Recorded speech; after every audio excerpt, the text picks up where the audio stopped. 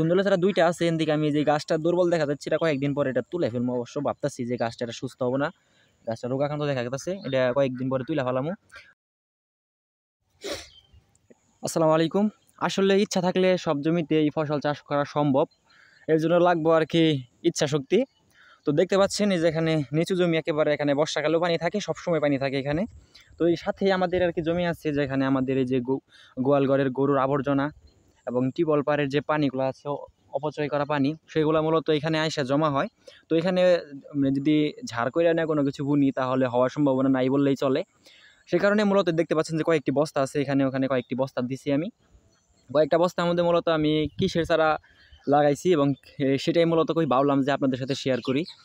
দেখতে পাচ্ছেন যে মাচাটা, আমার মাচাটার যে এখানে যদি একটা দেখাই বস্তার মধ্যে আমি দিছি এলো ধুন্দুলে চারা আছে, এখানে ধুন্দুলে চারা, আর এই যে শশা চারা আছে একটা। তো এখানে ধুন্দুলে চারা দুইটা আছে। এদিকে আমি যে গাছটা দুর্বল দেখা যাচ্ছে, এটা কয়েকদিন পরে এটা তুলে ফেলবো। অবশ্য ভাবতেছি যে গাছটা এটা সুস্থ হবো না, গাছটা রোগাক্রান্ত দেখা যাচ্ছে, এটা কয়েকদিন পরে তুলে ফেলামু। আর শশা চারা আলহামদুলিল্লাহ আল্লাহ রহমতের গ্রোথ ভালো দেখা যাচ্ছে, দেখা যাক সে সুন্দর কি হয়। আর ওই যে এখানে যদি দেখাই, এটার মধ্যে আছে,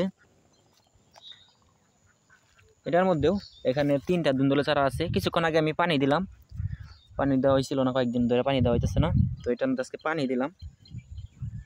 সেম এই বস্তার মধ্যেও আছে। এখান থেকে গাছ কমাইতে হবো আর কি, এখানে গাছের সংখ্যা বেশি হয়ে গেছে। বিচিতে ভাবলাম যে বিচিগুলো মনে হয় তেমন সুবিধা না, সে কারণে কয়েকটা বেশি দিছি আমি। তা আল্লাহ রহমতে সবগুলো জ্বালাইছে, সবগুলো তো রাখা সম্ভব না। আর এই বস্তার মধ্যে আছে, এই বস্তার মধ্যে তিনটা ধুন্দুলের চারা। এটার গ্রোথ মাশাআল্লাহ আল্লাহর রহমতে ভালোই। এখান থেকে আমি একটা গাছ তুলে ফেলামো, দুইটা গাছ রাখবো এখানে। ওইটার মধ্যে একটাই আছে। যে আশা করি মোটামুটি এতগুলা গাছ লাগবে না, এই মাচায় আর কি এতগুলা গাছ লাগবে না, গাছগুলো জুলুম হয়ে যাবে এখানে। তাও ইনশাল্লাহ দেখা যাক, রাখার চেষ্টা করবো। যদি পরবর্তীতে এখানে যদি বাড়ানো লাগে মাচা, তাও বাড়াবো, সমস্যা নাই। তো গাছের উপরে নির্ভর করবো, গাছের গ্রোথ যদি ভালো থাকে, ফলন যদি ভালো দেখি, তাহলে সাইডে আশেপাশে মাচা বাড়ানোর সম্ভাবনা আছে আর কি, নিয়ত করে রাখছি। আর তো আপনারা যদি চান যে বলে নিচু জমিতে বস্তায় এরকমভাবে চাষ করতে পারেন। আসলে ইচ্ছা শক্তি হলো সব। আপনার যদি ইচ্ছা শক্তি থাকে, তাহলে আপনি যে কোনো জমিতেই ফসল ফলাতে পারবেন ইনশাল্লাহ।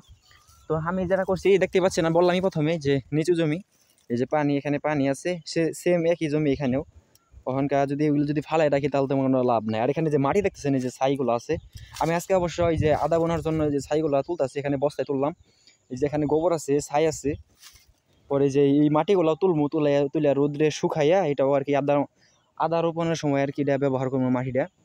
যেহেতু ভালো সারযুক্ত মাটি, জৈব সারযুক্ত যদি মাটি আমি আদাতে দিতে পারি, তাহলে তো ভালো ফলন পাওয়া যাবে ইনশাল্লাহ। তো বললাম, যদি আপনারা চান যে এইভাবে মাচায় বস্তার মধ্যে যদি চান যে ধুন্দুল বা অন্য জাতীয় সবজি, লাউ, সব কিছু চাষ করতে পারবেন। আমি অবশ্যই লাউ দিছি এখানে, আম্মা লাউ গাছ দিচ্ছিল, তবে লাউ গাছের গ্রোথ মাশাআল্লাহ ভালো। তবে এখনও আর কি মহিলা ফুল দেখতেছি না, সব পুরুষ ফুলই আসতেছে। তো দেখা যায় কালকে সারটা দিয়ে দিছি, কয়েকদিন দেখবো, যদি স্ত্রী ফুল আসে তাহলে রাইখা দেবো গাছ, আর না হলে গোড়া থেকে একবারে কাইটা দেবো, শাক খাইয়া বাদ। ওটা সাবিলিল্লাহ। এই ধুন্দুলের উপরে আশা ভরসা আছে ইনশাল্লাহ। দেখা যাক, রমজানের মধ্যে তো আসবোই না, রমজান যেহেতু আশা পড়ছে, আর 15 দিনের মতো সময় আছে।